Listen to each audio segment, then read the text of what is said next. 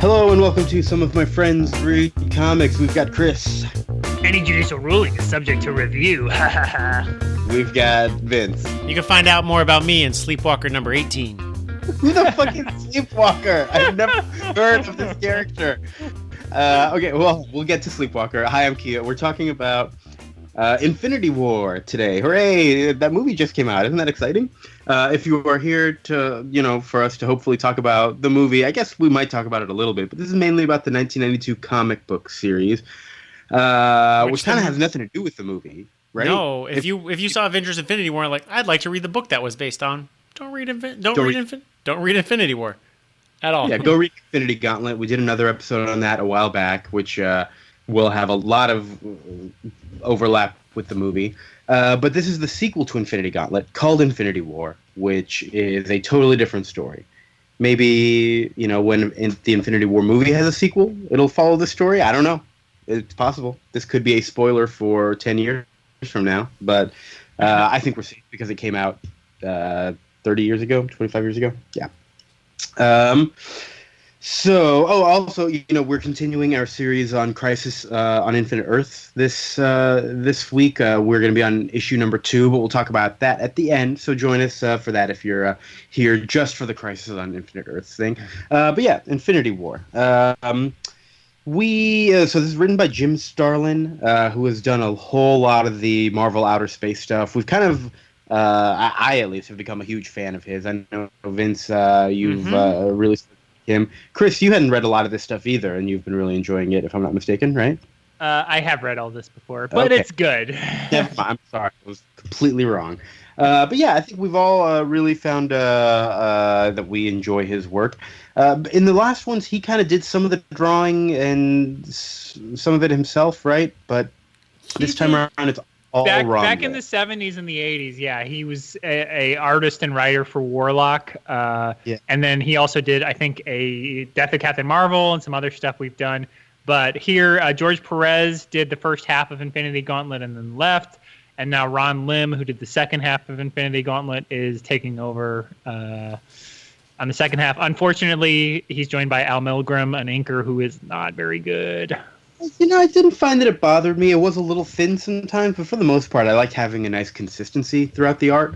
Yeah, well, it's you could tell when there's, like, I feel like Ron Lim has certain characters that he's drawn before where he's like, I know exactly how to draw this guy, but then they're like, okay, draw Gambit. He's like, uh-oh. It didn't, but, Gambit's so iconic that it's like, I know who that is, plus it's like a giant big fight. Anyway, like, freaking everybody is in this book as well, kind of like the movie, everyone was in that. Right. Everybody's in this. But you know what I mean, right? Like, there's certain characters where you see them and you're like, that's not what they look like. Yeah. I think it was probably him drawing the doppelganger, and it's like, that's not what Spider-Man looks like. Draw it again. Doppelgangers. He actually draws a great Spider-Man. Yeah, he does a great Spider-Man, but it's like, that's not Gambit. That's going to be the Gambit doppelganger. Draw Gambit again. But I already drew this part. Just leave it in. It's fine. Iron Man doesn't have teeth like that.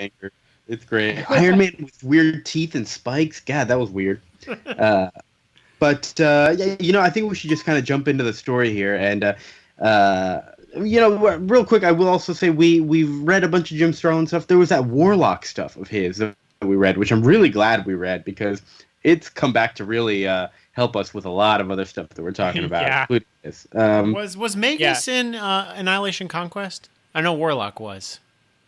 That was only a couple years ago. No, he is not in Annihilation Conquest. We'll see him in, what is it, the Chaos War or Thanos Imperative or one of those upcoming stories. Yeah, but I do feel like Magus was maybe alluded to or just like mentioned at some point, but not really actually shown. I think we saw him in. Now our fans will be like, no, that's not true. I think he was in the Warlock books. Was he in the Starlin Warlock books? It was. Yes. Yeah, it was in those Warlock books we read. He's like the evil version. Oh boy! All right, we'll get to all that. Let's jump. He has a big old afro in those 70s comics. That's right, with the crazy curly hair. That was insane. I was like, this is Warlock with really weird curly hair and gray. Mm-hmm. All right, so I wish he had it in the 90s here in this book. Yeah, no afro. I love these wraparound covers though. Every single issue. The covers are. I would Like, I instantly, after reading all this, I did a Google search for Infinity War poster, and then felt like an idiot because all the movie stuff came up, and I was like, oh yeah, well, duh. But like the covers for these would make some amazing posters. They're really nice. Yeah, you have to be clear. Infinity War 1992. That's what exactly. you want. Yeah. Or just Infinity War wraparound cover movie poster. Infinity War comic. That's how you got to do the SEO. Infinity War Ron Lim, something like that. Something like that. Comics probably not good enough, but 92, that works every time. All right, we got to get into this book. Do you guys remember what happened to Thanos at the end of Infinity Gauntlet? Because I don't. He was chilling on a farm or something out with some straw and some corn stalks. I remember that. I forgot it, but then I remembered it. I'm like, he's chilling. Okay, kind of like the end of the movie. Kind of like the end of the movie. Very similar environment. The movie definitely sets up that's going to. I mean, spoiler alert for a movie that hasn't come out yet. That's going to be the ending, right? That he's off on his own. Yeah, on a farm.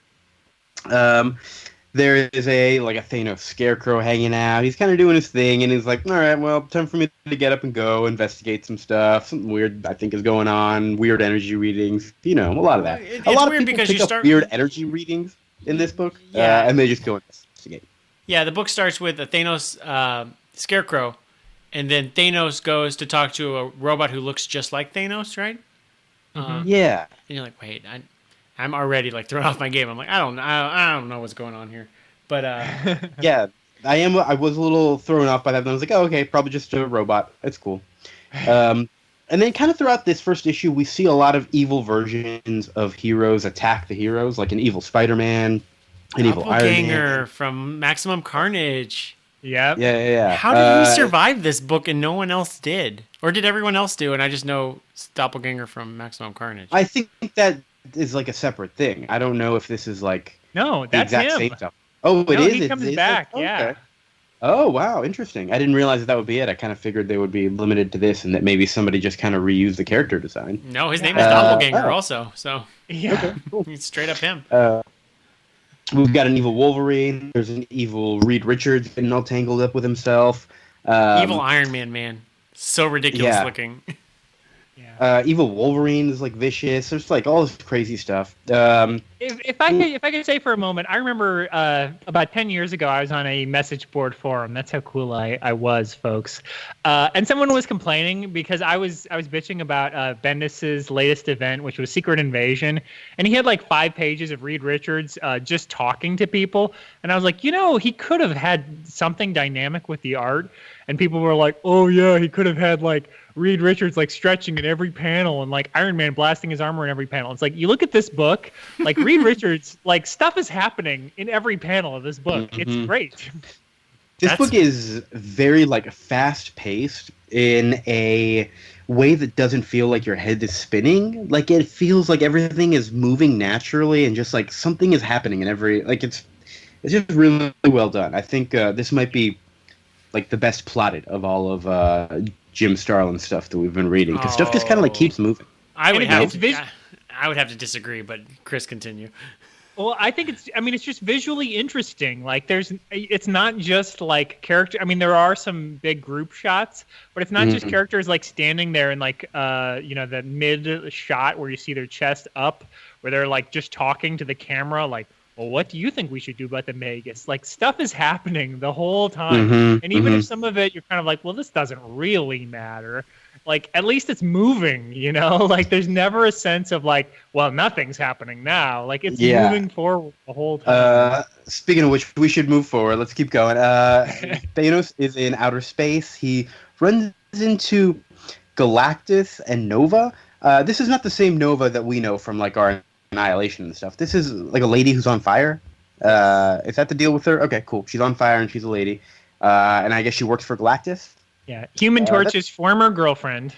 Oh, okay. No wonder she's on fire. Got burned one too many times by the torch. I see. All right. I don't know. Galactus is talking to Eternity. He's that big, weird, star-filled character. And to quote Nova, somebody slipped Galactus a Mickey. I'm sorry, no, slipped Eternity a Mickey because Eternity is just out of it. This big star dude is just dazed. Galactus doesn't know why. Thanos doesn't know why. And so Thanos keeps going around. He's like, "Oh, hey, cool! Somebody built a big old citadel out here in space. Oh, I like this thing. Who's living here? Oh shit, it's Magus or Magus. How are we saying his name? I don't know. I'm going Magus. Right. Magus. All right. I'll say Magus. I don't know. You say Magus. Vince, you say Magus, and I'll keep going back and forth to confuse everybody. So Magus, he says, "Hey, Thanos, you're evil. You want to team up with me?" And also, by the way, Magus has his own doppelganger version of Thanos with him. But this guy's like a lackey. He's just like, Thanos, do this. Thanos, do that, you know? Which is a pretty nice power trip. Like, if you're going to try and take over the world, just get like a Thanos to be your henchman. That's pretty cool. And Thanos says, nah, you know what? I don't really think I should be evil anymore, like take over the world or something like that. I don't remember his exact reason, but he says, I do not want to team up with you.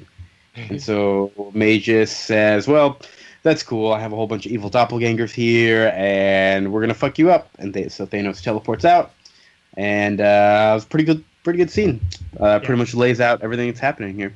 And it's good continuity. I was completely lost as like a 10-year-old reading this book. I guess I didn't read it when it came out because I would have been like 7 or 8.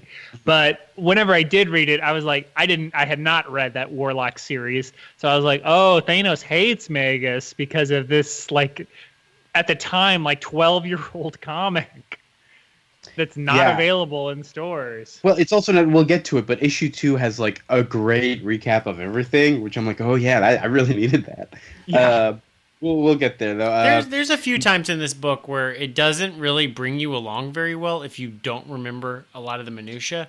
Like I took a few days off between, I want to say, issues 3 and 4. And then I'm like, oh yeah, Thanos works for Magus. Okay, cool. And then about halfway through the issue, like, oh no, that's the Thanos doppelganger. But the first half of the issue doesn't mention that at all. So you're like, I don't know, in an era before recap pages, which I think Bendis did help pioneer. So plus 1 column for Bendis. No, there were recap pages before that. Yeah, come on now. Okay. It was called Your Guide to the Marvel Universe. It was on the fold-out page of every cover. I love those. Those were great. Okay. Yeah, they were great because they would tell you like, oh, like this character hasn't been around for 10 years, but he's in this issue. You'd be like, oh. Yeah, it was perfect. Someone like Sleepwalker, right? Yeah, exactly. Sleepwalker. God, you'd be like, who is this? Sleepwalker, this guy. And he had 18 issues of his own series? That was my comment. He actually had 33, but we'll get to him. Yeah, I was going to say, it went another year and a half. Wow. Issues written by Tom Brevoort. Editor-in-chief, not editor-in-chief, whatever the hell he is at Marvel. We're super high. Dan Slott had a very early issue of him. We've actually seen him in GLA. And what else happened? He was supposed to be like a counter to DC's Sandman. So Sleepwalker was... Sleepwalker? Oh, that makes sense. All right. Marvel infamously, I think it never made it to public, but in promotional material, they said, like, Sandman done right. Oh, no. Shit. All right. Yeah. Shots fired, and probably maybe yeah. Right. Yes, you say shots fired at yourself. Yeah. Okay. So Reed Richards is like, oh boy, there's a bunch of clones out there. He reaches out to all the other superhero teams, the Avengers, X-Men, New Warriors, West Coast Avengers, X-Factor, Alpha Flight. He says, hey, we need to have a meeting. The universe is in trouble. Everybody come to my place ASAP, and I'll explain what's going on. Doctor Strange can't make it because there's like some weird stuff going on. He gets zapped up into outer space. We'll get to him later. But pretty much everyone else is going to be at this meeting. Doctor Doom. It is interesting. Like the plot doesn't follow the movie at all, but it is interesting the way it pairs off characters. And I'm like, oh, that's kind of like what Infinity War the movie did. Mm-hmm. Yeah, that's what I really like about this comic, where everyone ends up being so like segmented, where it's pretty clear. They're like, oh, these people are doing this, these people are doing that, and even when they split up further, it's very clearly laid out. Like, okay, you and you go do this thing, and that's it. Oh yeah. Speaking of which, Doctor Doom recruits Kang from the 30th century, and what it's like big supervillain team up. Yes. Yeah, it's like we're basically the exact same guy. Let's team up to steal whoever's behind this. Wasn't there also like I remember there's this possibility that Kang is like Doctor Doom's descendant in the future? That's like this open question that's never been completely shut out, or maybe it has been at some point. But I kind of like that idea. Yeah, that was always the like the seed that they always like teased in like the 70s and 80s. Is they're like, oh, there's some connection between Doctor Doom and Kang. And it's like, who knows? Yeah. But yeah, I don't think they ever definitively said either way. Maybe one day soon. Doom Kang War coming up soon. But no, it's like a classic supervillain team up where Doctor Doom is like, hey, you gonna help me steal these 5 things? And Kang is like, yeah, okay. And then constantly throughout this book, it's like they don't really do much of importance until the very end, but it's just like, oh, we're right behind all the good guys, or we're right behind all the bad guys, and then under their breath. And as soon as I get what I need, I'm dumping your loser ass. And I love that. They have such great dueling little thought balloons. It's so cute. It's perfect. It is adorable. Yeah. It is not what I expected their role in this comic to be, but it is it's like the bumbling idiots that are following along, and you just know it's not going to work out well for them. You just know from the beginning. Yeah. It is. I mean, it's. I remember, again, to talk about stuff that I've talked about in other contexts before. I've talked about how the thought balloons, when they're just like, when Peter Parker is like, oh no, like I have a lot on my plate recently. Like, yeah, that's not giving you any new information. Mm-hmm. But in a situation like that, where it actually is conveying information to you that you don't otherwise have, where it's like you get it so fast, even if you've never read another issue with Kang before, which I don't think I really had when I was like 10 years old and reading this, other than maybe, The Crossing I read after this. But, you get who he is, you're like, oh, okay, like this guy is like, he talks a big game, but then he'll stab you in the back like immediately as soon as he can. And like it's new information to you, and it's funny. Like it just works. It works better when it seems like word balloons work well for like involuntary thoughts, rather than like just serving as narration or like exposition. Yeah, and even like narration and exposition, there is some of it every now and then, but it's like usually only at the beginning, and it's over pretty quickly and never feels super painful, which I enjoyed. But I just love, when two people are like, when the thought balloon is like connecting, they're both thinking something. I'm like, that's just awesome. Like anytime you can visually show that, I'm like, that's cool. Whatever it is. Like, I don't care if it's Archie and Veronica, like drinking a milkshake. If they're thinking the same thing, it's cool. Mm-hmm. I think the last people we have to introduce in this issue are Adam Warlock and the Infinity Watch. I guess after the events of Infinity Gauntlet, they formed the Infinity Watch, and so it is Adam Warlock, Drax, Gamera, Pip the Troll, and Moondragon. All characters that we have become very familiar with in doing all these Jim Starlin and Annihilation episodes. And they are hanging out on Monster Island with the Mole Man, which sounds like a place I want to live. And it's actually a peninsula. Oh, I'm sorry. Pardon me. Monster Peninsula. And it's just a Simpsons joke. Oh, I missed the reference. I'm sorry. Thanos shows up, and he's not there to attack because he wants their help. He is going to strike back at Magus, and they are going to, take over and blah, blah, blah. On to issue 2. Everyone is meeting together to hear Reed's big news. And Thanos has news for Warlock. This is kind of like the filling everyone in episode. Moondragon says, hey, we should call the Avengers. And Thanos and Warlock are like, no, sorry, that's a bad idea. Thanos is a bad guy. Warlock, he kind of had that whole thing with Infinity Gauntlet. They're not really sure about him. Maybe that's not a good idea. But I tell you what. Even Moondragon has mind-controlled the Avengers before, so if she showed up with Thanos, they would be like, what's going on? We're done. We're out Hey, Moondragon, I know her. Yeah, she's the one who turned into a dragon and died. When we this is Moondragon's 4th or 5th appearance now, but only the second time. Yeah, she's been on our show a lot. Thanks for coming by, Moondragon. Always a pleasure to have you. Infinity Watch, they have all the gems. They've like split them up amongst themselves, except for one of them. Which we'll get to later. Reader, can you figure out who the 6th member is? Because I did at 10 years old, because I was very precocious. Oh, you did? I didn't. Yeah. I didn't figure. All right, we'll get to it. You really not? I really did. Maybe I read them too fast and wasn't even thinking about them. But there's like a throwaway line, and I was like, okay, I guess we'll get to that later. And I kind of forgot about it until right now. Well, we'll spoil it at the end. This 25-year-old mystery. I'm sorry, I didn't know it was even a mystery. I would have tried to solve the mystery if I'd realized it was a mystery. All right. Yeah. Well, it was in the trading cards at the time. It was like, who is the sixth member of the Infinity Watch? And I was like, oh, I know. It's the guy that's in the comic all the time. What guy in the comic? All right, we'll get to it. Quit throwing me off my game, man. I don't know what's happening. The Mole Man. Oh, all right. So yes, wait, what? they're all meeting at Reed Richards's at Four Freedoms Plaza or whatever, and then Wolverine shows up. Oh yeah, and Wolverine is like, okay, no, I got attacked by some evil asshole, and it was a doppelganger. These doppelgangers were trying to take over. Which actually Reed says that, which seems like a weird thing to say, because Wolverine instantly shows up and says, "No, Reed and Iron Man, you two are doppelgangers. Nobody listen to these two." Yeah, he is an expert at Secret Hitler, but he's also kind of bad at Secret Hitler because everybody's like, "Wait, is it Wolverine?" Yeah, should we believe anybody? And my favorite part of this is Daredevil, who's sitting there going, is Wolverine smelling really like stronger than mine? I can't sense anything. And here's my theory. At a certain point, like later, Daredevil finally realizes it, and he goes, oh, yeah, hey, you guys, Wolverine's right. It is Reed and Iron Man.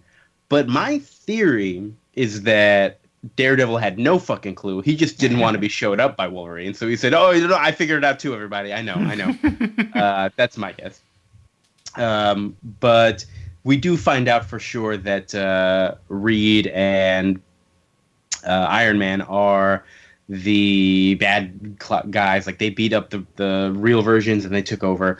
But Reed actually brought everybody there on purpose so that he could blow everybody up and take out all the heroes at once. Oh, shit. We'll get that. That's kind of like the end of the issue. What else is going on here? Doctor Strange is hanging out in outer space with Galactus and Nova and Silver Surfer, and they're all investigating some power emanations. That's a weird image.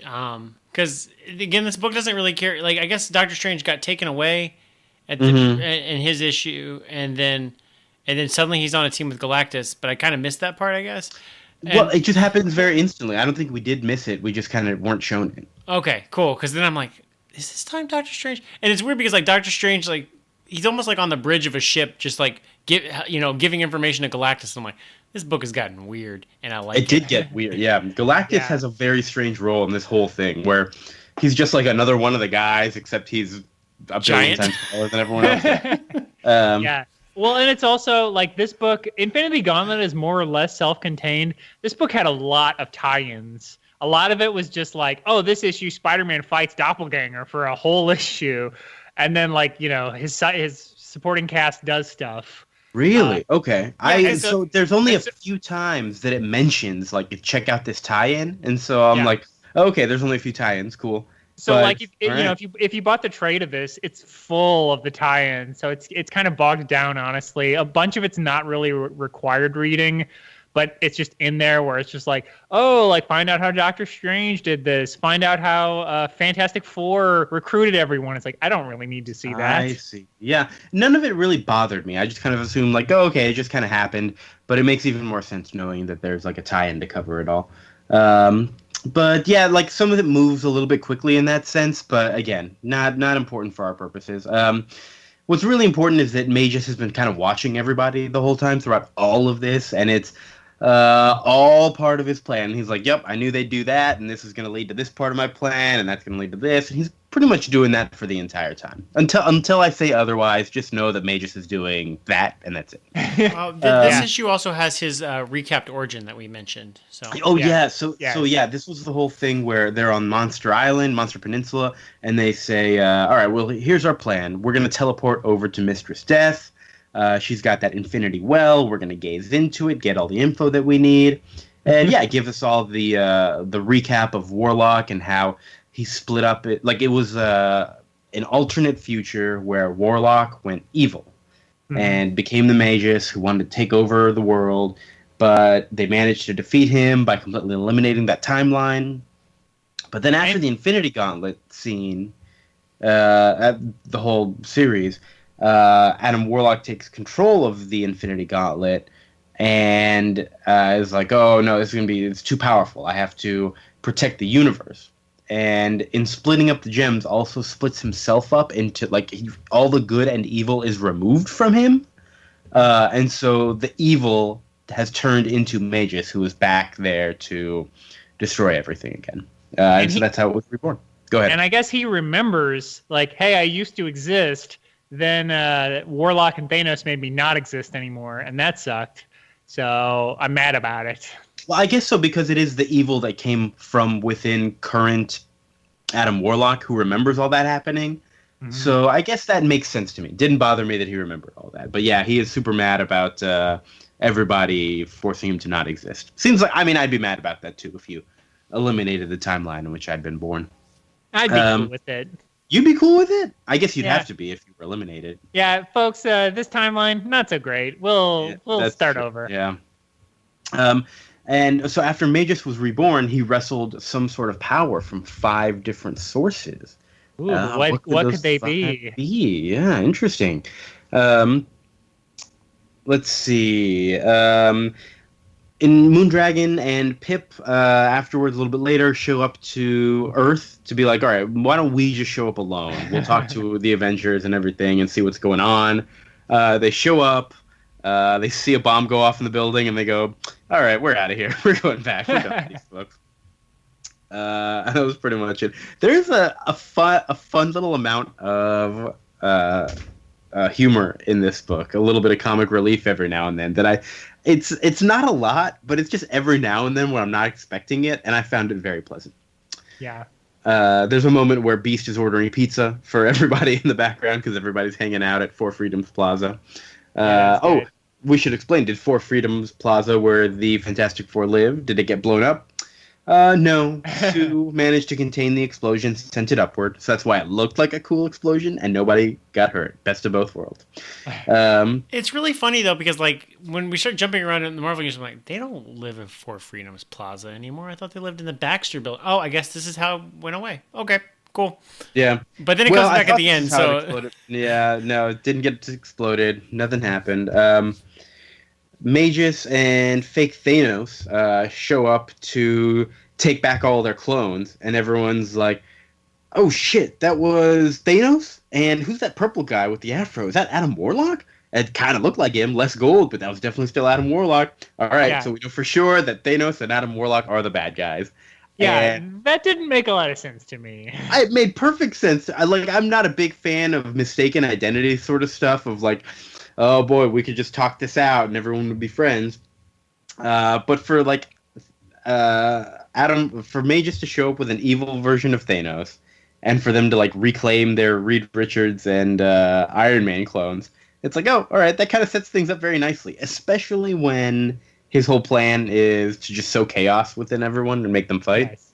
No, yeah, that part makes sense. I just mean specifically Scarlet Witch being like, that looked like Adam Warlock. I'm like, no, it doesn't. Oh, I see. First of all, he's purple. Second of all, his hair is white. I will say, in the world of comic continuity, people change costumes all the time. I'm reading Kamala Khan, Miss Marvel, and I'm like, that's not Carol Danvers, Miss Captain Marvel. And I'm like, I guess it is now. She's got a weird green costume. I guess that's what she looks like right now. I would be totally fine with there's a dude kind of looks like Adam Warlock. He's wearing a purple costume. He's purple. Yeah. I don't know what's going on with Marvel continuity. He used to be gold. As far as we know, that was the paint he was using for that one adventure. We've only had one adventure with him before. Who knows what he does on this off time? This is my no press. I'm okay with them understanding that people change costumes all the time. There's a Canadian Spider-Man in Alpha Flight. Who is that? That's what I'm talking about. Canadian Spider-Man?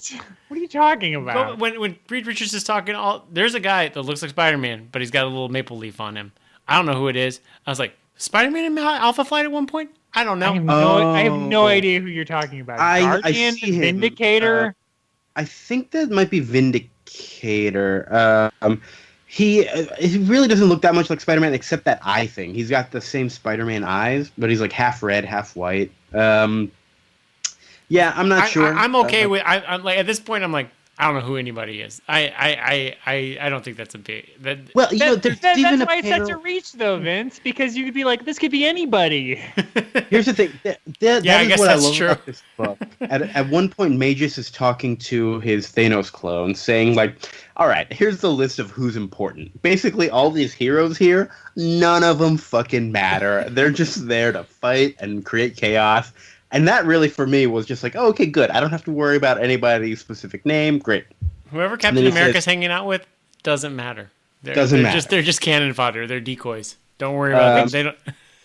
Which is fine, but it's also a little bit of. I mean, it's like, okay, I liked Infinity Gauntlet a lot, but it's also that was the story of that book too. Was that the heroes didn't matter? You're right. I would say they actually do end up mattering a little bit more in this, but it's at least nice to know that I don't have to pretend like they matter for a while, and I don't have to learn anybody's name. That is nice. And then he says Galactus and his crew with Doctor Strange and Silver Surfer. They're a little bit more important, but ultimately still not important. And then you've got Adam Warlock and his whole crew. They're really important, Yes, and they're going to very be my main foils for this whole thing, and also Thanos. And you're like, okay, well, that makes sense. We got 3 sort of crews. So you're telling me that Black Cat being a member of the Avengers or something? I don't know what Black Cat's status is at this point, but apparently Captain America sends her to go check on Spider-Man in the hospital. Oh yeah, we didn't mention Spider-Man and Hawkeye are in the hospital because evil Iron Man attacked them on his way to the meeting. Whatever. Spider-Man and Hawkeye barely they're not in this book. No, they're in the hospital. They're in the hospital being watched by Black Widow and Black Cat. Yeah, for more, read Web of Spider-Man, I guess. I guess. Sure. They're really cute though, sleeping in the hospital in their masks. I like their little masks. That'd be a good series of super hospital team up or something like that, where just like people who are in the hospital at the same time. That'd be a fun series. Yeah, that'd be just make like a night nurse limited series where it's just her like taking care of cantankerous patients. That'd be sure. fun. I want it to be called Night Nurse Team Up though, because a team up has to be in the title. I don't know why. I just love a good team up. And just have like Spider-Man in issue 1, like Wolverine in issue 2. Just be like super gratuitous about it. I think that should be like House. They should make Night Nurse like House, where she has to figure out what the fuck is wrong with him every episode. Yeah, like why isn't Wolverine healing? What's going on? Oh no. Yeah, where it's like there's two different patients and then one informs the other somehow. Yeah, definitely. Oh yeah, that's a good pitch. That's a good. That pitch. is very good. All right. All right, you guys. I'm quitting the podcast right now. I have to go. Shit, Night Nurse House MD. Night Nurse House MD team up. Got it. Yep. Great. Yep, so all the powerhouses, they're like, all right, Hulk, strong guy, Sasquatch. They form a whole team to go on like an exploratory mission to wherever Thanos lives or wherever this energy is coming from. I don't know why they know where to go, but they do. But just the tough dudes. They're like, all right, Speedball, Night Thrasher, Gambit. Great powers. They bring like Professor X along because he's like super strong, that sort of stuff. But yeah, all the losers can stay at home. We don't need them. But it's literally everyone else is like, all right, you guys stay here, and I don't know, just keep an eye on stuff. Captain America's like, I really wish we had Doctor Strange here. And Scarlet Witch says, well, I mean, I can go get some of my magic friends. And she brings back Agatha Harkness and Dr. Druid, which are fine. But Captain America is constantly like, geez, I still wish we had Doctor Strange. I hope these losers are good enough to do. I don't remember what they needed to do, but it's, they needed it's not psychically open up the wormhole to wherever. Who knows? Oh, yeah. Okay. Yeah, that's right. The Fantastic Four issue explains that better. But again, it's an entire issue that's just like, what are the heroes up to without explaining the mega stuff? They need magic to teleport, so I guess that's that. So they decide to teleport away. Magus, in the meantime, destroys Galactus' vessel. And Doom and Kang are like, oh shit, he did that. We hadn't watched. Because they're following behind him like, nobody knows we're here. Like, they're so busy with their own shit, they don't even know that Kang and Dr. Doom are right here. And then Magus is like, I know you guys are fucking there. Like, watch this. Oh, no, wait. Great. Yeah, is that the ship or did he destroy Galactus' ship? I'm getting confused. Yeah, he blew up Galactus. Sorry. He destroys Galactus' ship, but it's okay. Doom and Kang are watching, and they're still like tee-hee-heeing all the shit that's happening. But But here's the thing: like in the next issue, Galactus is fine, and all his friends are fine. They're like, "Can't believe we survived that." So I guess maybe that was also another tie-in that we missed. Yeah, go ahead. Yeah, Magus says, "Oh, Galactus is like 20 minutes ahead of schedule. This will slow him down." Like he has no illusions that this will stop Galactus. He's like, "This will just be a slight distraction, blowing up his ship."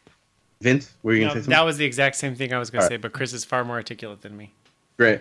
Then the Living Tribunal shows up at Eternity. The Living Tribunal is like the judge of the universe, I guess. I'm not really clear on why he is showing up at Eternity right now. Because judge of the multiverse. Yeah. Because there was originally a previous court case that decided that the Infinity Gems can no longer work together. Right. But they need the heroes need the Infinity Gems to work. No, hold on, you're skipping ahead because we're not there yet. We're just showing up at. But that is why he's there, though. What for? We don't know that that's why he's there, but that is why. Oh, okay. So we don't know why yet, but it does end up being why. All right. So we'll get to that. He's basically just called in to be like, something's wrong with Eternity, huh? What's the problem? I see. Yeah, because Eternity is again, somebody slipped him a Mickey. He's acting all weird. What's going on with him? Magus, again, has planned all of this. He has planned it so that Thanos and the Infinity Watch and Warlock and all them all show up at his place at the same time as the heroes showing up. And so, like, everybody teleports in at the same time. And the heroes are like, oh, shit, it's Thanos and Warlock, the people that we're after. And Thanos and Warlock are like, oh, god damn it. And Doom and Kang are off in space, and they're pretty chill with it. They're like, tee-hee-hee, look at this is great.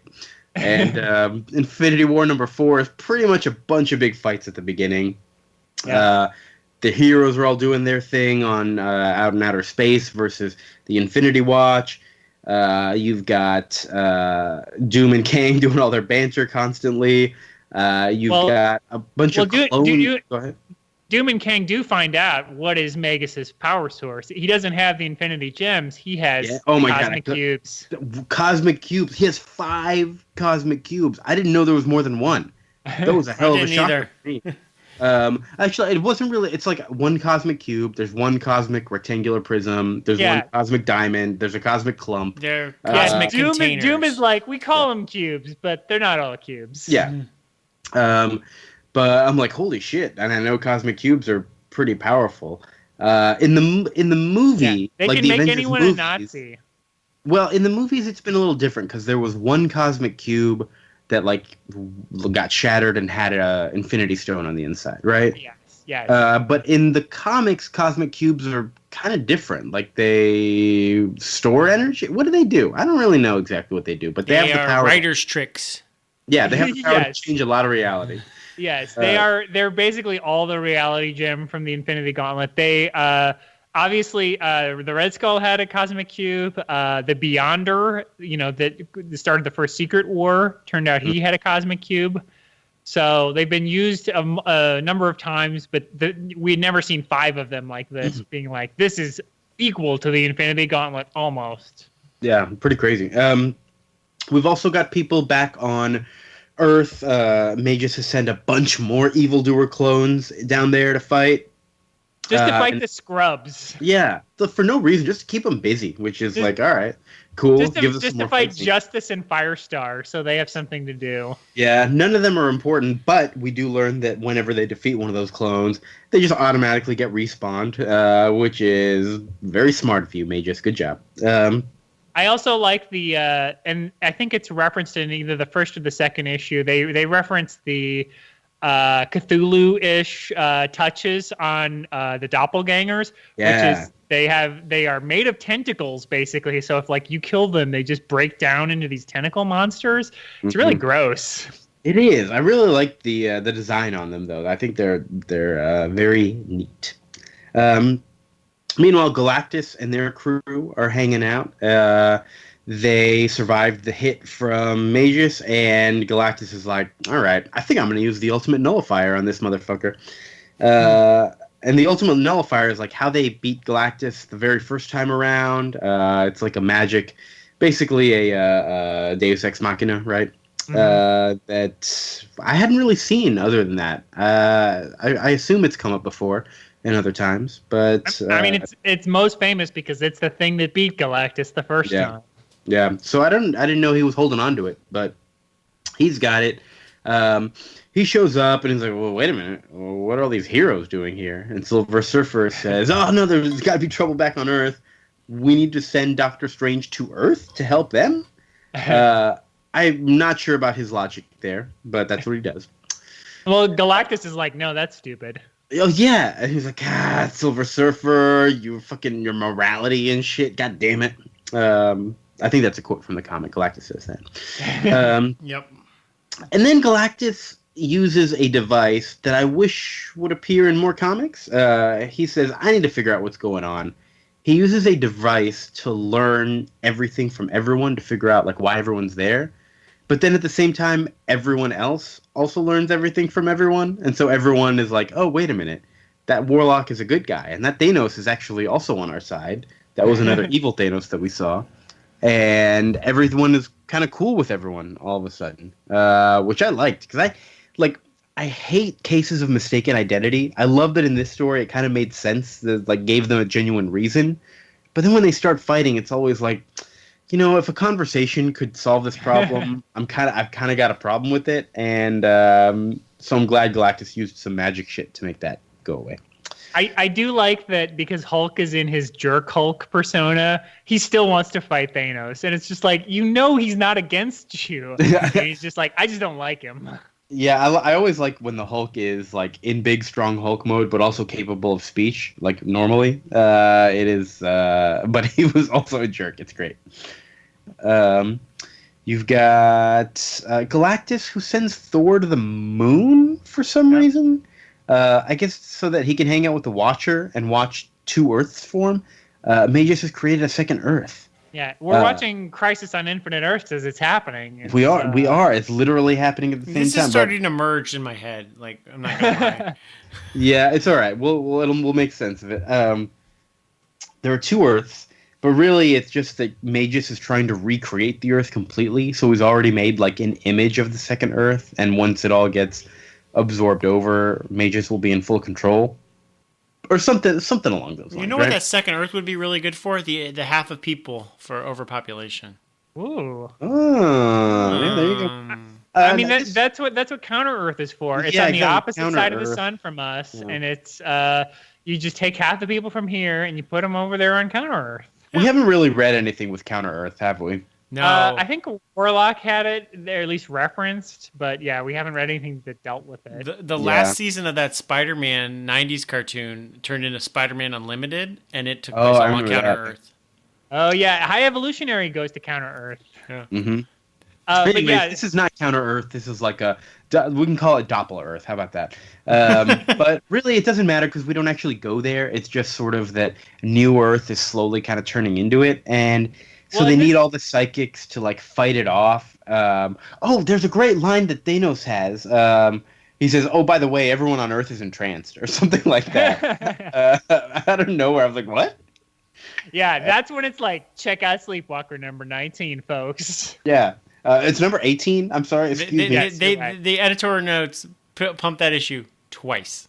They do within like a few pages too, and like nothing else. But yeah, like everyone on Earth is entranced and frozen. That's good editing to be like, hey, everybody, buy this book that is not doing great. That's the only editor notes in the entire book. It really is. There's no other like see this issue for. Oh, there's one more like see Adam Warlock and the Infinity Watch for something. But that's it. The Monster Island stuff. Yeah, but all the psychics like they need to link up to some machine and connect with Sleepwalker so that Sleepwalker can use his Sandman powers to wake everybody up. And they're going to together like psychically fight off this other dimension that is encroaching on theirs. We don't actually see much of that happen. There's like a few cool panels of it, but for the most part, it seems like something that might happen in Sleepwalker. Great. Yeah. Don't have to worry about it. Yeah, go read, I'm assuming, a 2-part Sleepwalker story about this very thing. Yeah, I won't. So You're good because the artist stinks. Yeah. Also in issue number 4, we didn't get to this. Magus. Okay, so Adam Warlock says, "All right, only thing we can do to beat this Magus guy, we are going to need to assemble the Infinity Stones again." And so he puts them all in the gauntlet so that he can use them. And this is where, like, out of nowhere, the 6th one is there. And so a few people question, like, "Hey, wait a minute, where was the 6th one?" Like, oh, maybe he had it himself the whole time. And Adam Warlock just says, "Look, that's not important. We can talk about that later. We got to get to work." And so now you're saying, Chris, that Mole Man had it, but Mole Man wasn't even there. No, I'm saying I was joking that Mole Man had it. It was a mystery. It was a mystery who had it, and it was a character who featured prominently in Warlock and the Infinity Watch, even though he wasn't a member of the team. Vince, can you solve this mystery? I can't. Can you guess? Was it Thanos? Yes, it was Thanos. Oh, which one did Thanos have? The reality gem. It's the one that's not that. Spoiler alert. So Magus, he just pops in and is like, "I'll take that," and just grabs the gauntlet and kidnaps Warlock. And then Warlock's like, "The joke's on you because this isn't even powered up." And he's like, "Yeah, that was the plan." Look, I got all that, but I just didn't know that Thanos. Like, I don't necessarily know that I agree with your solving of the mystery, but you say it was on a card. No, yeah, that was the mystery for a long time, and I always assumed as a kid, I was like, oh, it's probably Thanos. And then it turned out later there's an issue of, I think, Warlock Chronicles. Like I see, where they finally explain it. Okay. Yeah, where they're like, yeah, it was Thanos. Because if you read this issue, you can sort of see that it's Thanos because he's the one that fakes them out. You know, he's the one that when Magus is like, bow to your god in the next issue, he's like, yeah, okay. Good luck with that. I see. All right. So now that all the stones are assembled, Adam Warlock tries to use the gauntlet, but again, because of that previous court ruling, none of the stones will work together. And so Galactus says, "Oh, we're gonna have to go talk to the Living Tribunal. I'm gonna take Gamera with me."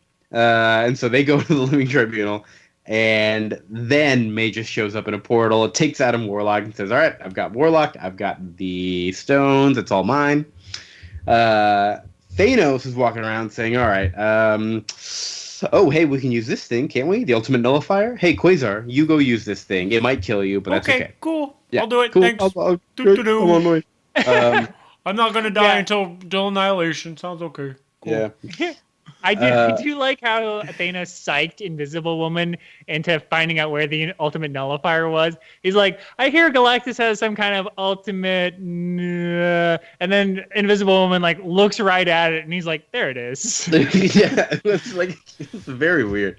At the end of it's just so funny. Like she gets manipulated so easily, and being like, I hope it's no. Yeah.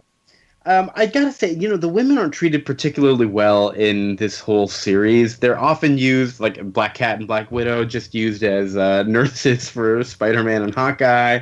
Invisible Woman does have a couple of nice moments, but no, it is she does save all the heroes, which is cool. It is nice. It is nice of her to do that. Gamora has more to do than most of the rest of the Infinity Watch, but yes, I mean Honestly, it's a testament to the Marvel Universe as it existed in 1992. Yeah. Like, it's just the reality. Like, Rogue is she's one of the powerhouses that gets recruited, but she barely talks.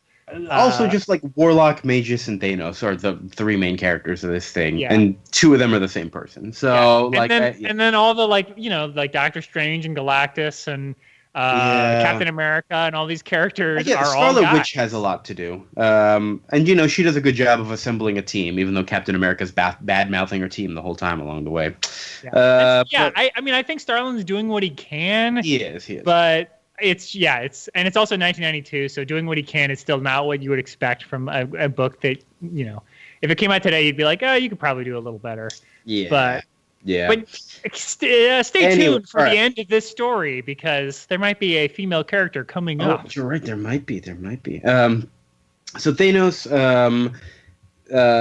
Wait, where am I? So Galactus shows up at the Living Tribunal, who talks all big and cool with some giant lettering, and he says, "Hey, Living Tribunal, can you turn the stones back on?" And he says, "No, we already decided it's not going to happen." Unless Eternity says it's okay. So Eternity is the only one who can turn them back on. and he's fucking stoned. So I don't know. Infinity stoned. So Galactus sends Gamera out as a healer or something. I don't know. Gamera doesn't like it very much, but she manages to heal Eternity, all while Doom and Kang attack Magus at his base. And I guess like they've been hanging, like literally hiding behind a wall and just like he. He's so wrapped up in his own shit he doesn't even see us. And so they attack him, and Warlock says, God, oh shit, this is chaos, but better the devil I know than these two idiots who I don't know. So he helps Magus beat them. As soon as Doom gets like a glimpse of victory at all, he double crosses Kang. Seems like a bad idea. Seems too early. You haven't even won yet. Like, wait a second. And then he's like, all right, Kang's out of the way here. And Doom kind of has the upper hand. He says, all right, Magus, give me that Infinity Gauntlet. And Eternity turns the gems back on, like, right before Doom can take them. And, everybody is fucked. And it's a cool moment, too, because, like, you know, Doctor Doom, we're spoiler for our next issue, we're going to be talking about Doctor Doom stealing powers, but he stole powers. That's like his big thing, and like that's what he did in the Secret War. And then like you're like, oh shit, he's going to do it again. Mm-hmm. It's his favorite thing to do. He you know, just take the power that somebody else has created, steal it for your own. It's great. Yeah. All the heroes teleport away to try and take care of something, but they're idiots and they're wrong, and it's like a trap, and there's nothing for them to do. I don't know. The heroes go away. Thanos is walking around the base, and he meets evil Thanos, the Thanos doppelganger, and he says, "Hey, you're the Thanos doppelganger. How you doing?" And he says, "Well, I've decided to become evil and betray the Magus because I'm still Thanos, just like you." And so regular Thanos says, "Hey, doppelganger Thanos, you want to team up with me?"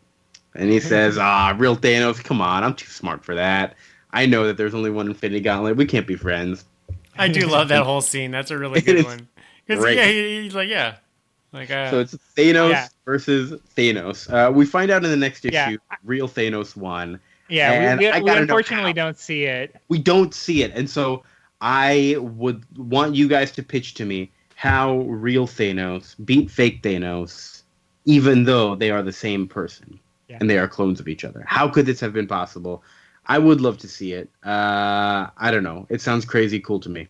I do love, I badmouth the art a little bit for some characters being off model. I love Ron Lim's Thanos, and like when it's the two Thanoses like making faces at each other, or like Thanos sees the other Thanos out of the corner of his eye and he's like, what was that? Like, it's so funny. It happens like 4 times, and I love it every time. Well, you know, I think my theory of how it happened is, like, there's so many great facial expressions from him. And next time we see Thanos, he's not beaten up at all. And you would think in, like, a big fight with himself, like, he'd either have to push himself right up to the edge, or it'd have to be something different. So I think it was, like, a facial expression off. So I think it was, like, or maybe just, like, a discussion of them talking about who was who, and like, well, isn't it your duty as your clone to serve me, the real one, and like got him to get rid of himself? That's how I think it went down. I don't know. I'll go ahead and write it for you. It'll be the next issue of Dr. House Night Nurse Team Up MD, where Thanos is having some mental health issues about his clone and how we got rid of him. Maybe that'd be a good issue. Wow. Okay. I do like that. I do love that ending. That's such a fun ending. Also, I was kind of lost in this. What does Magus want at this point? We're 5 issues in. What does he want? What is he trying to? I think he just wanted the gauntlet because, and just to be able to take over the whole universe with it. But the gauntlet wasn't to. Was he plotting that Galactus would go to the Living Tribunal to get that ruling overturned, so then he could get the gauntlet? Was that the whole plan? Yes. Yeah, that was the plan. That was literally what it was all for. Was misdirection and setup to be like, I want that gauntlet. And that once I have it, I'll be the guy. I'll be Thanos from Infinity Gauntlet. That was a kind of a hard MacGuffin because, like, he says, I've got this plan and everything's going to come together and it's working. But for 5 issues, I'm like, I don't know what his fucking plan is. Like, I mean, like, the Infinity War movie is like Thanos wants, I want these stones so I can kill everybody. I want these 5 MacGuffins so I can do I this. think we knew from the beginning that Magus wanted to take over the world. I think the Infinity Gauntlet was a detail that we didn't necessarily know about. Okay. But I think we knew that he wanted to take over. Because that was like at least talked about in 3 and 4 with like the double moon or whatever, the double Earth. Okay. But Galactus gets back from eternity, and he's like, "Hey, good job, good news, everybody! I turned on the Infinity Stones. Sorry, Galactus, Magus just stole the gauntlet, you dumbass." And he's like, "Oh, then we have just gone from bad to worse." What did he say? We've gone from like a dark situation to Eben or something like that. Weird choice of words. He puts it in a very We've poetic gone way. from dusk to Eben. Yeah, that's dim to Eben. That's what he said. It's a weird turn of phrase. I wish Hulk was there to make like a jerk off motion at him. Sorry, I'm just still laughing at the idea of Galactus just hanging out with everybody as that loser that fucked up. It's so weird. There's a lot of weird stuff going on. Also, Magus, when he gets all this stuff, he goes, "Nietzsche was right," and I'm like, is he reading Nietzsche on the side? What's he doing? What's he doing reading Earth literature? You know, like... Yeah, I didn't like that. You can quote Nietzsche, but then to say, quote Nietzsche and then be like, that's from Nietzsche, everybody. It's like, okay, you're like this cosmic villain. Like, but you're chilling reading Earth philosophy? It seemed weird. It seemed weird to me. Yeah, Maybe in the future it's still big, or like there's like a revival of Nietzsche in his like Church of the Future or whatever he had in the alternate timelines. I don't know. Yeah, Magus should just quote Fight Club. That should be his favorite movie anyway. Yeah, there you Palahniuk was right. Like if he wants nihilism, he's like, oh, this guy is a doppelganger. I like this. So the last issue of like every Infinity, whatever, every Jim Starlin book we've read has been very difficult to describe because basically like weird cosmic shit happens and the good guys win. And it's like I always feel like I have a hard time, but it's just like a lot of cool art. You see a lot of like good versus evil, a lot of people talking about like, oh, this is what it means to be like me and a good guy and all that sort of stuff. And well, and you do feel like you've been kind of jerked around because Warlock is like, yeah, Thanos and I figured something was up, so we've made a fake reality stone in the Infinity Gauntlet just on the off chance that he would try to recreate the Infinity Gauntlet. So then when Magus powers it up, he's like, oh, I don't have all of them. I see. So I kind of missed that. All right, I didn't realize that that's what had happened. He only Warlock had 5 Infinity Stones. That's whatever. Yeah, it's a lot, but he still gets tricked because he thinks he's already won. Mm-hmm. And then when Thanos stands up to him, he's like, wait, what? Yeah. That makes more sense here. Warlock and Magus kind of both wrestle for control of the gauntlet, and so everything's going crazy as they both try to take control. There's like giant versions of them fighting. You've got so pretty much like evil Magus gets defeated, and we don't really find out for sure until the very end. But it comes like you can kind of get this hint of it, and it comes back to what was mentioned earlier that when Adam Warlock expelled all the good and evil from his body, all the evil became Magus, but all the good became somebody else. Ooh, a nice little golden good lady who managed to help us save the day. Yeah, I was assuming it was going to be a bigger deal. Like maybe we're going to end up having to cancel each other out. But it seems like she's still alive. And this whole thing ends with a cliffhanger from, I think, Thanos, who says, yeah, that good version is what ended up saving us. But kind of more scared of that good version than the evil version, just based on what might happen with it. So I guess we're set up for the next thing. Infinity Crusade coming 1993. Really? Just a year afterward? Was it a sequel? I think it was the year afterward. Yeah. Cool. Very good. And so that's kind of the whole story. Before we get too much further in this thing, did you guys have a favorite panel throughout this whole book? There was a lot. My favorite random moment is Moon Knight saying, I don't have any powers. I need to get out of here. When they're fighting all the doppelgangers, Moon Knight's just straight up like, I can't be here. I need to go. That's smart. Chris, what about you? That's tough. I'd have to go through, because you're putting me on the spot here. I don't know that I have a favorite panel that jumped out at me. All right, let us know if you think of one later. I did really appreciate when Spider-Man is thinking to himself as Hawkeye flies away, like, what an asshole. Like, you have a flying machine. Give me a you didn't ride. even offer me a ride to the meeting, man. Yeah, poor. I felt for him, man. The art is so good in here. Like, we on our website, allmyfriendsarerighthere.com, we pull an image from this, whatever episode, and we put it as the episode art. I think we have to go with one of the covers because there's just a lot of word balloons. But man, there's so many cool pages in this thing.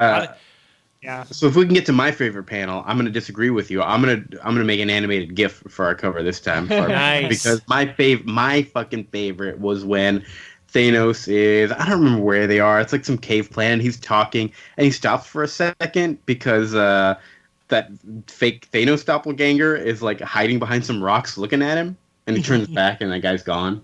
And I was like, ah, shit. I really appreciate. There was something about Thanos like looking over his shoulder at his clone of himself to disappear. Yeah, it was so good. Oh, yeah, it was great. And issue 4 started off with a couple of good 2-page spreads that I really liked. It's all good, and I like the art design of Hawkeye Doppelganger, who had like a hawk head, but it was purple. That was weird. Yeah, that was weird. Yeah. I did like that Thanos never told anybody else. Like, obviously he knew what was going on, but he's not like, oh yeah, I just saw my clone over there, so that's what I was looking at. He's like, oh, it was nothing. Mm-hmm. Yeah, that's pretty much it. I obviously really liked it. I know I said this was maybe Starlin's best plotted, which lots of crazy stuff goes on in his books, and I think he did a really nice job of kind of segmenting it up and keeping you sort of up to speed as everything was going along. Vince, I know you disagree with that. I did not. I had a hard time following this. Really? All right. I had a hard time like being like, what does Magus want here? Like, I know he wants power, but I don't think he wants the Infinity Stones, but he says he wants something else. And then there was a lot going on.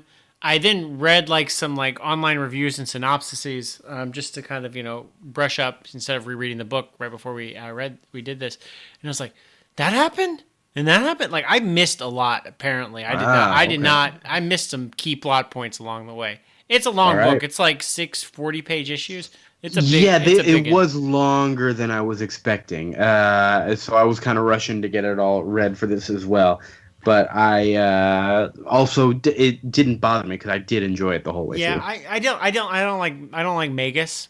I'm just not interested in him. And sometimes the Marvel cosmic villains, if I'm not into them, I like the whole story's kind of just torpedoed for me.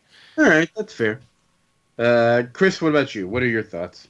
I enjoy it. I think it's a little below. There's a little bit of fatigue from Infinity Gauntlet. Like, I like Infinity Gauntlet a lot. I think the twist with Nebula was like a really cool way, that goes in an unexpected direction where you're like, oh, you never would have guessed unless you are, have read it. You'd be like, oh, she gets the gauntlet. Like, it's a really cool ending for that series.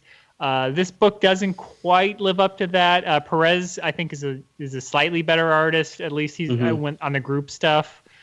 So I do like that series a little better, and I like Starlin's kind of more psychedelic stuff that he did himself. But this is to me, it's very strong. I do agree. It's not quite as like trippy and psychedelic as the stuff I really like when he does. And yeah, you're definitely right. The plot is not as good as Infinity Gauntlet. I just, to kind of reiterate what I said, I think he tells the story a little bit better than the story that he had in Infinity Gauntlet. I don't know. Yeah. Maybe I'm wrong. That's fair. There's some like bloat in Infinity Gauntlet where you're like, I don't care about that. Yeah, this thing just flows really nicely for me. I enjoyed it. But I think we're about done with Infinity War. Anything else to say on this topic? Maybe for Infinity War, the movie part 2, we will get to Infinity Crusade, and it'll be Oh boy, there's a lot of Infinity stuff. There was like Infinity Finale that came out a few years ago, so I guess we'll keep going until one day. There was Infinity that also Hickman did that introduced like the Black Guard, who are all of Thanos' henchmen from the movie. Yeah. Oh yeah, that's right. I don't know anything about them because we haven't seen them in any comics. All right. Yeah, Eben Maw or whatever that guy's General name is. Glaive or something is another dude. Yeah. I'm glad they didn't make us care too much about them in the movie. It's just like, oh, these people look. They looked like the characters. They were Steppenwolf's henchmen from Justice League. Like everything, like I was like, who the fuck are these people? They were just like boring, like art design. There's that girl. Well, really? I did not like that girl's art design in the movie. Whatever in the movie, they all look like Jay Lee designs to me. Like oh, gross! Yeah. Formerly, he did the Inhuman series, and then he did like the Stephen King adaptations and stuff like Dark that. Tower, yeah. Like, yeah, that like very gothic-y look of just like, well, I'm just gonna give everybody like, I don't know, like long, gloves and stuff, where everybody looks kind of boring to me. Well, I guess I'm boring because I liked it all. You don't have those classic Jack Kirby designs that you got in Infinity War, or I guess there's a lot of Jim Starlin designs in Infinity War. All right, cool. Yeah, I'm excited to learn more about them as we get through more Infinity stuff. But all right, so we got a couple of segments left. We got to talk about next time. We're gonna do some Crisis. What are we doing next time? We're talking about some Doctor Doom stuff. Yes. Fantastic Four, way back. We're doing Fantastic Four 57 through 60, where he tries to steal the Silver Surfer's powers. Yeah. I feel like maybe I've read these. I don't know. We'll have to see. But that'll be exciting. I am quite excited. I keep hearing, after this, Thanos saga ends in the movies, they're like, there's all I think pieces like, who could Marvel focus their next 4 to 6 years of storytelling on? And I'm like, one, that's a dumb concept. Don't do that again. But two, everybody's like, I think it'd be Doctor Doom if they could get it. And I'm like, I don't think I've ever read a book where Doctor Doom has lived up to the hype that people talk about him. To me, like people, people like love Doctor Doom. Like they think he's very smart and super powerful. And I don't think I've read a single book of his that way. So I reached out to you guys. I'm like, what's a good Doctor Doom story? This one is his first appearance since Fantastic Four Annual #3, by the way. So I'm very excited about that. Oh, like after the wedding? This is what he's been. All right, cool. All right. Great. So we'll see what happens there. But for now, let's switch gears over to DC. We'll continue our series on Crisis on Infinite Earths. We are reading the second issue out of 12 here. All right. So when we last left off, all these good guys from different Earths and different timelines had been collected by the Monitor, who was saying like, "Hey, your worlds are all ending. I've collected you to help me." And I guess all we really see in this issue is a lot more of this breakdown between the worlds, like the past and the present, like some cave people and the Legion of Superheroes. This issue, it's like mixed up. You get to see more of the DC universe and more of the different like universes that are kind of collapsing, but they're ones that I know a little better. And also Batman's in this one, which Batman wasn't in the last issue. And Joker. Yeah, Batman's like chasing the Joker, and it's like, "Oh, I solved all your clues, Joker." And the Flash Joker, but I love Joker's like, I didn't even know where those clues were leading. I don't know how you solved this problem because I didn't even think that. And I'm like, this is stupid and funny. And I'm like, I'm kind of on board with this Joker with his weird top hat. I like it. I like the art. Perez does a really good job of blending all these vastly disparate DC universe titles. I disagree. I do not think he does a good job because it was too little of everything. I was just I mean like that's a writing complaint. I mean like the art style wise. Oh, I see. I'm sorry, doing like Kamandi, the Lost Boy. Yes. He's doing the Legion of Superheroes. There's kind of like a crossover where there's like a caveman who kind of like warps with his serpent noses, which are really just woolly mammoths, and they end up in the Legion, and then we go to like kind of like a classic '80s Batman story, and the art for it is really, I think, really good. It is really beautiful, yeah. And I like that he's able to stay, and again, it's not fair to Ron Lim that he's not George Perez, but he's able to keep everyone on model in a way that you're like, wow, like these are different designed characters clearly, but he's able to draw Kamandi like Jack Kirby, and then draw, the Joker like Jim Aparo with super long face. I got to tell you, I think George Perez is better at drawing in general, but Ron Lim, I think, has much better composition and better. Like George Perez, I'm flipping through this thing, barely any backgrounds in this entire comic. It's just like he draws the figures in the front and the background is blank. I would suggest you look at the Kamandi the Last Boy page where he drew every single part of that tower, and I don't know why. There's why. A few, and I think he spends a lot of time focused on those. Yes, I know. Yeah, I think he's just a better artist in general. Yes, sometimes he gets. I mean, he's like there's so much detail in this book. Like, I don't think you can give him a hard time that there's a few pages without a background and there's too much text. But again, that's not his fault. I think you're right. You're right though. Lim does a really good job though of drawing good splash pages and good like fight sequences and good dynamic images though. Got it. I like Lim's art. I really like. You can definitely see where his work on Silver Surfer pays off for doing a like cosmic book, where you're like, oh, this is very similar to the Silver Surfer stuff. So when he's doing like space backgrounds and all that stuff, I'm like, oh, this looks cool. Yeah.